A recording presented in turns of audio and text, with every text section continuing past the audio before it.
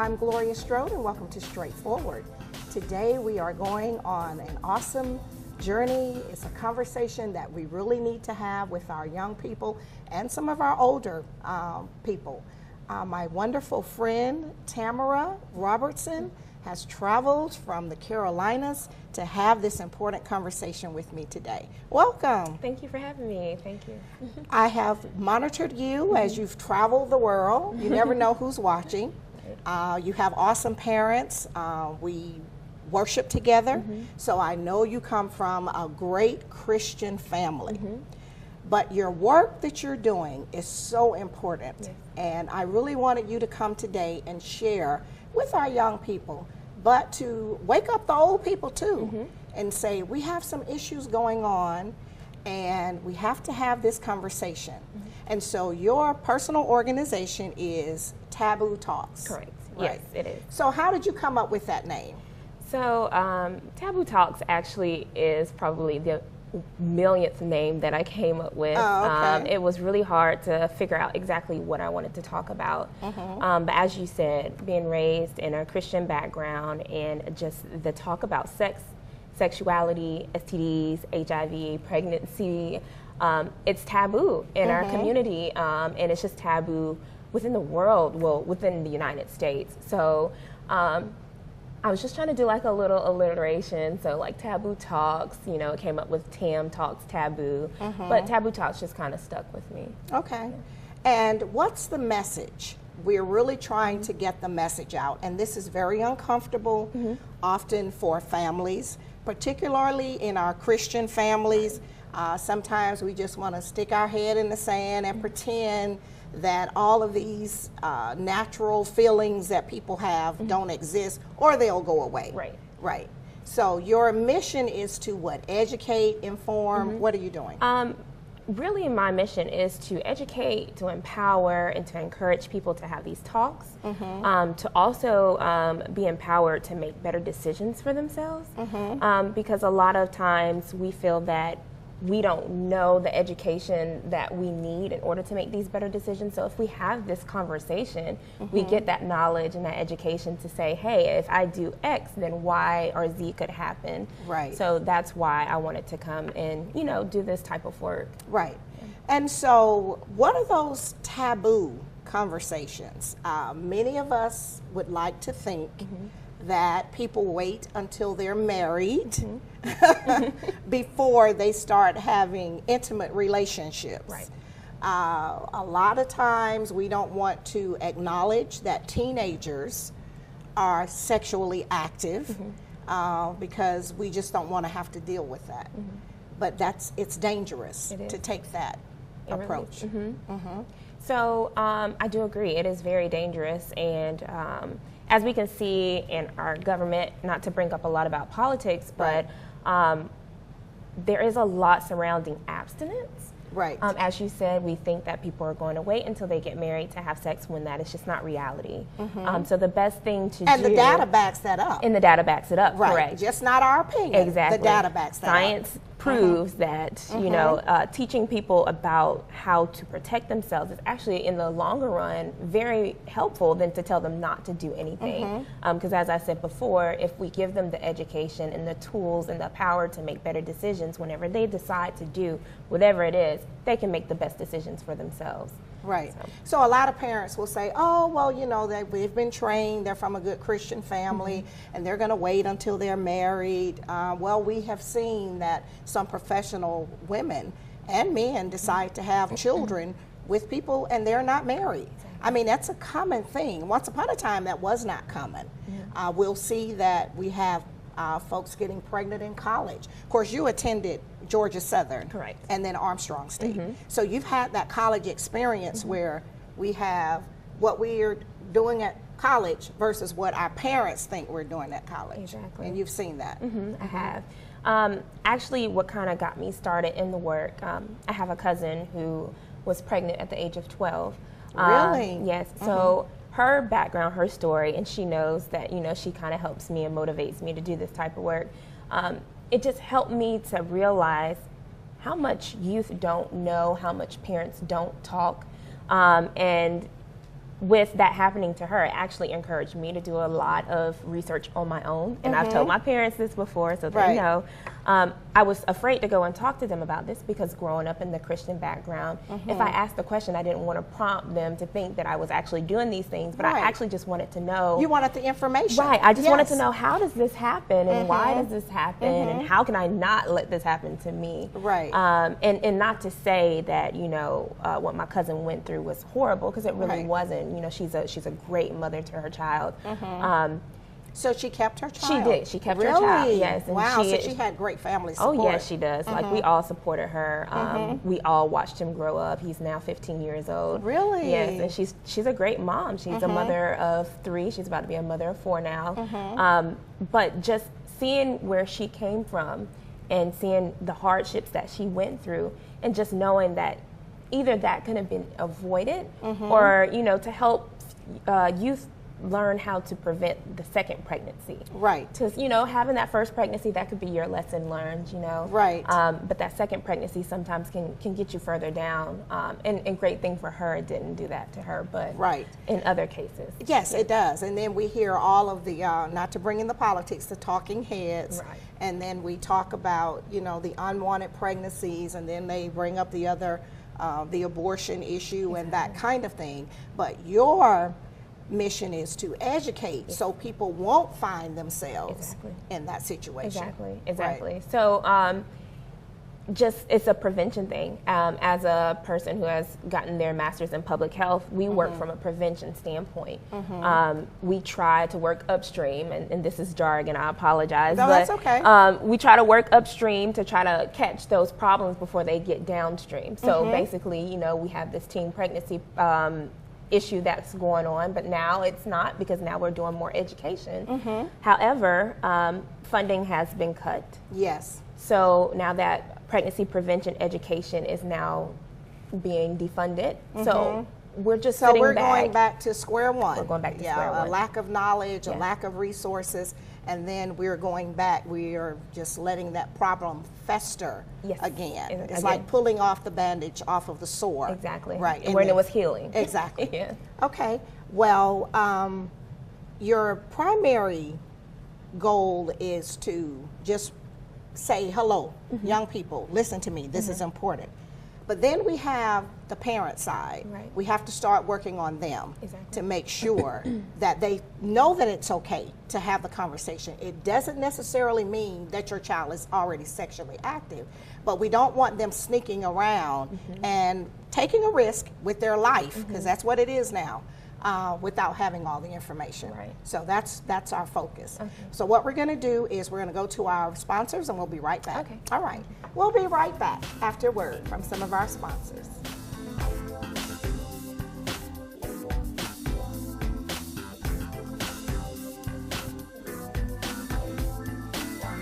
Straightforward is brought to you by Chalk by Quincy introduces Excellence Redefined, timepieces of the finest technology, luxury, and class with tons of style at chalklifestyle.com.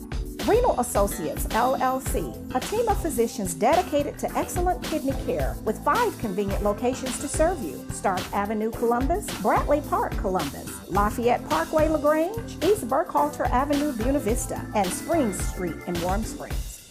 The Framing Factory and Art Gallery, specializing in quality art and framing for all your needs. Original etchings, limited editions, and prints. Call Carlton Dickey Stay at 706-324-3823 or visit the Art Gallery at 1325 17th Street in Columbus.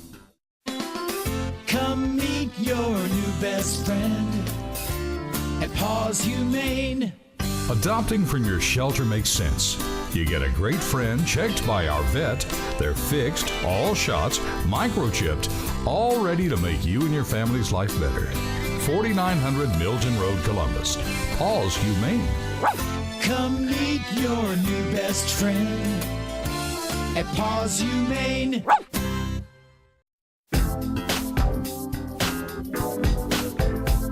Welcome back to Straightforward. I'm continuing my conversation with the beautiful and brilliant Tamara, you are such an inspiration. I follow you. You know that I follow you because when your dad, you said, oh, she follows me. So I'm watching, and because I think your work is so important. I need you to tell me, what can we do to help parents help their young folks, whether they are, like you said, your cousin was 12, whether they're elementary, middle, high, or in college. Because in our colleges, we really kind of have a hotbed. Right. And of course, you're a public health professional. But if you look at the data with the Center for Disease Control, we have some places in the United States where the STDs, HIV, and AIDS just off the chart. Yeah. So it's, you know, we do have it in the older community, but there is an age group that is just really high risk. Right. I know folks don't like to use that word, but that's exactly what it is. So what are you doing to help parents, to help them to understand? You got to have it, and what tools can you suggest that they use? So right now, career-wise, this is not my personal, career-wise, I work with a nonprofit organization in North Carolina. And there are certain websites that I can give them that will give the parents the tools and the knowledge to know exactly how to educate their youth. Now, from a personal standpoint, if a parent comes to me and talks to me and asks, like, how can I talk to my youth? I try to tell them that it's important to be very age appropriate. And sex education doesn't just start when your child starts asking you questions. It starts when they start coming out of the womb, or when you start bathing them at the age of 2 and 3 and talking to them about good touch and bad touch. See, that's important because a lot of our kids don't understand the difference. There is a good touch and a bad touch, and who should be touching you and who should not be touching you. Right, and it's the way that they touch you. Okay, so you're saying we should be starting when they come out of the womb. Definitely. Day one. Day one. Okay. Especially when they are toddlers, and you know, not forcing your youth to hug or kiss on people they don't feel comfortable touching, or if they ask a question like, so why do I look like this in my private areas and they look like this in their private areas? The difference in the boys and the girls. Exactly. Be very thorough, be very honest, be very open with your youth. Tell them the names, the anatomically correct names. Don't use slang words, because the thing about slang words is if something were to happen to that child and they were to go to a doctor or to a trusted adult and say, hey, so-and-so touched my cookie. A lot of people don't know what cookie is. They might really think it is the cookie that you eat. So it's very important for us to teach our youth the correct terms when it comes to our body parts, so that it's spread across the board as to what they are referring to, what they mean by what they say, so we can help our youth. Also, when it comes to parents, like I said before, being open, being honest, so that your child can come to you and talk to you about these things. And not their friends. And not their friends. Because a lot of times they talk to their friends, so there is a myth, there's a, you know, the street terminology, you know, you can't get pregnant the first time, which is not true. All it takes is one time. Exactly. And another thing is, if the parent isn't comfortable talking to their child, it's important for the parent to be open-minded and let that child go through an education program that is appropriate for their age. Because a lot of times we do have parents that don't want to talk to their child, but they don't want them to go through the education. So you're just going to leave them in the dark. Exactly. Okay. So we don't want them in sex education because we think that we're encouraging them. But then we're just going to leave them in the dark and just push them out into society where all of their friends around them are talking, and a lot of the friends are already sexually active. Because I was a social worker for 30 years, and at one point I worked at the Department of Family and Children's Services, so I've seen it up close and personal. And so that's just not a good approach either. And we are Christian people. I mean, I worship at the same church with your family. So we believe in those good principles. We really do. But we have to deal with the world that we are living in. And we see sex everywhere. I mean, every commercial, if it's selling a hamburger, they're using sex to sell it. You know, and then all of the reality TV shows. And so parents are not supervising everything their kids watch on TV. So a lot of this stuff, they're inquisitive about it. And so are you using all of that when you're out? Oh yes, most definitely. Just to let parents know, like your child sees, if you don't talk to them, they're going to figure it out on their own. Now, as you said before, they could go to that teen friends that may not know all the correct information, or at least tell them to go to a trusted adult who you trust as a parent that they can go and talk to. Because sometimes our kids talk better to other people than they can to us. Exactly. Right. Right. Some people have that aunt or that uncle or that teacher, and it's important for teachers to understand those boundaries too. Not just to tell kids, just to go to a teacher, because sometimes they're under certain laws and rules that you don't they want can't anybody talk to about. lose their job. Exactly. Right. But it's really important for the youth to learn this information. So what about the sexuality part? Because we've had a lot of children over the last decade to commit suicide because they were struggling with the sexuality. I'm a grandparent. I'm very concerned about that. So is that one of the things that you try to work with in the Taboo Talks to help parents with helping their young folks? Now, it's important for us to understand that sexuality is all encompassing. Right. So a lot of people like to take sexuality and try to separate it from sex, but sexuality is everything that deals with the sexual being. Okay. There are 5 circles of sexuality, which I won't go into because it's very deep. However, it does include your sexual identity, it does include your intimacy, the sexual reproduction, and sexual health, education. So sexuality is something that really... And there's 5 areas. There's 5 areas of this. But the ones that we really focus on are typically going to be your sexual identity, whether that is gay, bisexual, lesbian, the LGBTQ, AI+. And it's very important for our parents to understand that being open with your youth about talking about sex and sexuality does include being open about how they identify, who they are attracted to, who they would like to be intimate with. Really? Because a lot of all of that, it's very hard to explain. It's all a part of that same pie. Exactly, Right. but they're all different pieces. And it's very important for parents to understand that these pieces that make up your child is who they identify as, and it's very important for you to respect it. Right.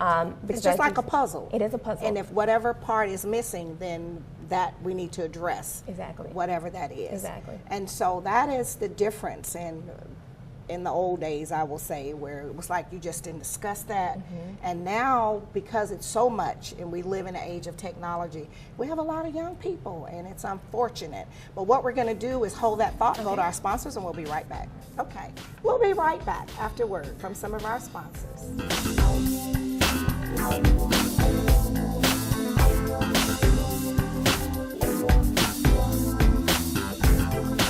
Straightforward is brought to you by Warrior Outreach. Contact Command Sergeant Major Retired Sam Rhodes or Kathy Rhodes. Freedom Printing for all of your designer printing needs. Gunboat Plaza, Suite 18. The Hugel Foundation, enriching the community through Christian music support, community outreach, and the Georgia Through Photography Project. For more information, call B at 706-568-6431. Progressive Funeral Home, family owned and operated since 1952. The George Ford legacy of high standards continues today in the compassionate and professional services provided. A touch of dignity for those who care.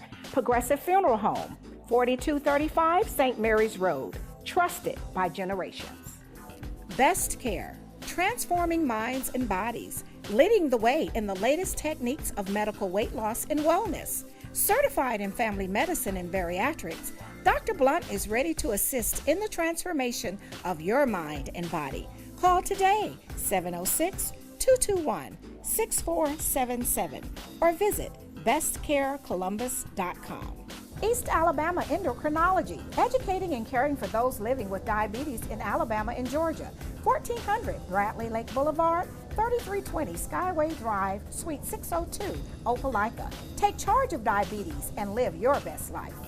Vanessa Jackson's District 3 Successful Scholars Program, supporting students in achieving academic excellence, outstanding citizenship, positive social and cultural growth, believing in success for kids. And welcome back to Straightforward. I'm continuing my conversation, Taboo Talks, with the awesome Tamara. I tell you, our youth have so much they have to deal with. It's a fast-moving world. It's technology. Information just comes out like every second. But we need to identify resources for parents. I'm very concerned because here in our community we've had teens committing suicide. Of course, that's happening all over the country. I believe that we just need to meet people where they are and love them and try to help them to, go on the journey, that whatever that is for them, because all of us have a journey. But there are some resources, and I know we want to be very careful, because we are good Christian people, but we still want to let people know where they can go to find information where they can help themselves or help others. So we have suicide prevention hotlines, and then we have HIV, because like you were saying, we don't have that big, back in the day where everybody had the big scary disease. So we do have people that have HIV that are not full-blown AIDS. Right. Okay, so share with us something. So as I was saying, so HIV is now a disease that does not necessarily have to progress to AIDS because of our medication, our doctors, our education that we have now. It's not like when it first came out. It's not the automatic death sentence. Exactly. Because we see Magic Johnson and others that are living productive lives with HIV. Exactly. As long as the individual is taking care of themselves, they have a great regimen as far as their medication goes, they can live long, healthy lives, normal longevity lives, just like any person who was not HIV positive.